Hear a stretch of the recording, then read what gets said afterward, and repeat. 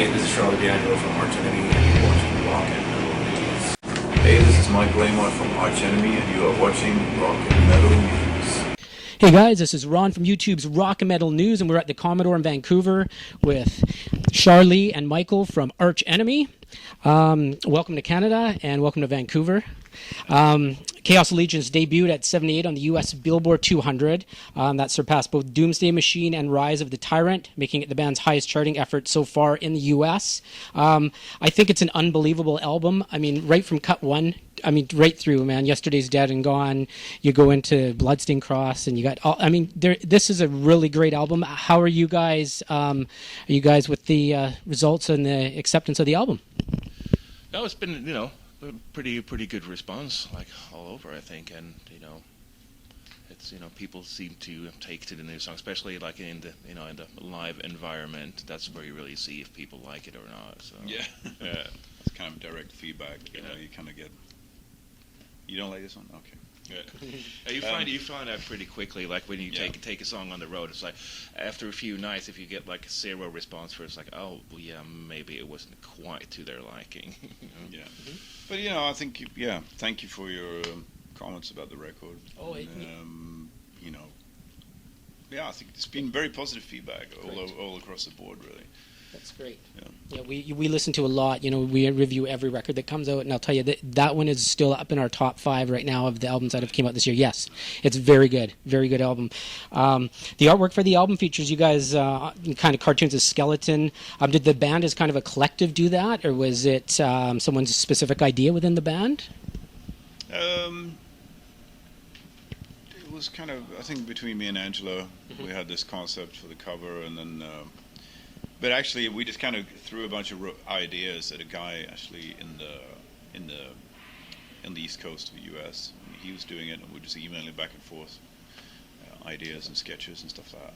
Very cool. Very cool album cover. Yeah. Pretty, sounds big. The album sounds big. It does. I noticed there's tons of variation of material on the album there. You guys, did you guys have, I noticed that your drummer in an article I read said that he played, there was a lot of fast parts in it for him. There's a lot of good double kick in that. Did you guys, sort of, when you were planning the album out, did you come to the album with a little bit more aggression on this one, or did it just kind of unfold as the songs are writing?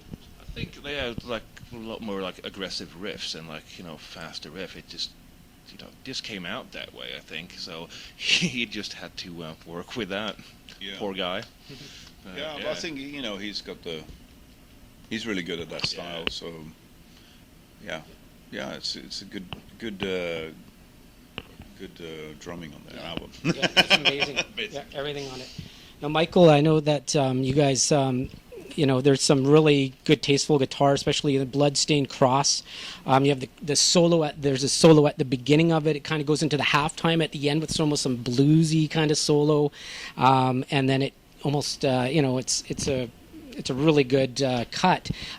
Did you guys intentionally take that bluesy solo at the end? You wanted to kind of slow it down, give it the halftime sort of feel?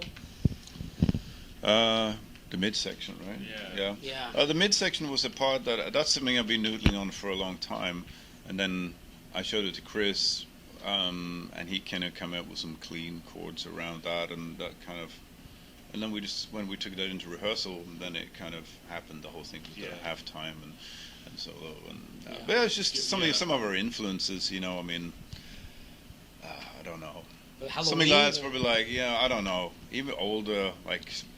John Roth or stuff like that. Even like Gary Moore, who always like Gary Moore. People like that who used to like to play sort of like blues licks over sort of like classical chord progressions. That gives it like a very special, like a very epic feel. Yes, I really noticed that. That's all I'm into really is guitar players. I mean, a Canadian guy as well, Frank Marino, is also one of my favorites. Yeah. So it's just those kind of guys: Frank Marino, Michael Schenker, Ole John Roth. Even Matthias Jabs in there from the Scorps. We love all the Scorpion stuff. Yeah. Big fans. Blackmore too. Richie Blackmore. We're just he was also a guy mixing blues with classical Blackmore, and he did. It just gives the song another feel that a lot of metal bands don't do, where they're always straight ahead, and every song on the album straight ahead, and that's what I like about your album is that there's so many twists and turns, and it goes up, it goes down, and it's fast, it's bluesy. Progressive. I guess it's progressive in a way. I mean, one of my favorite bands is probably Rush, and also a band like Merciful Fate, you know, on the first couple of albums, Melissa and Don't Break the Oath. There's just so many parts in the songs, and they're just kind of, you know, they weave together all these musical parts that were like so rich in melody and just atmosphere. And then with, you know, I don't know, that's what we want to do as well. Yeah, kind of course, like creative songwriting. You want to keep a song interesting by, you know, throwing in like a few sort of like twists and turns, like surprises there. So it's not just like, okay, I know what this song is going to sound like all the way to the end.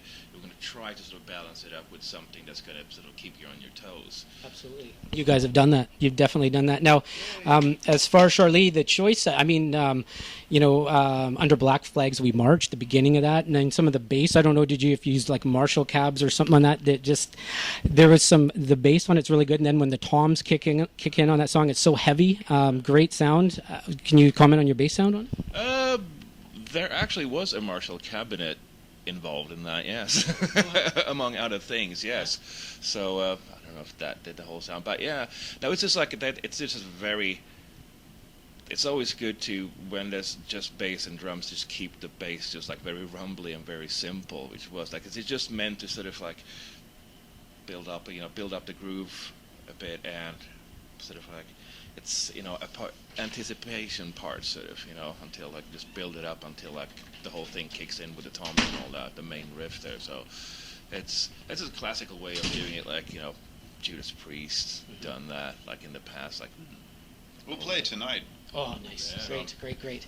Yeah, and, you know, just that song as well, you know, it's written for the times. Did you guys write that song because of sort of the, you know, the revolutions kind of going around in the world at the moment? I mean, the song is just hit the mark for the time period.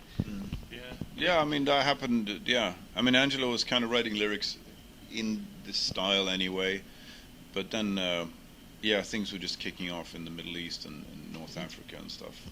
Right before she was going to track the vocals, and she just kept rewriting stuff and watching the news and like, you know. So it's kind of, I don't think we've ever been as current as we are on this album right now. It's just kind of, it's just something exciting, you know. It's just like, you know, you'd watch the news, TV, or you're eating your breakfast, go to the studio, and the album just sounded like what you've seen on the news. It was pretty crazy. It was, yeah.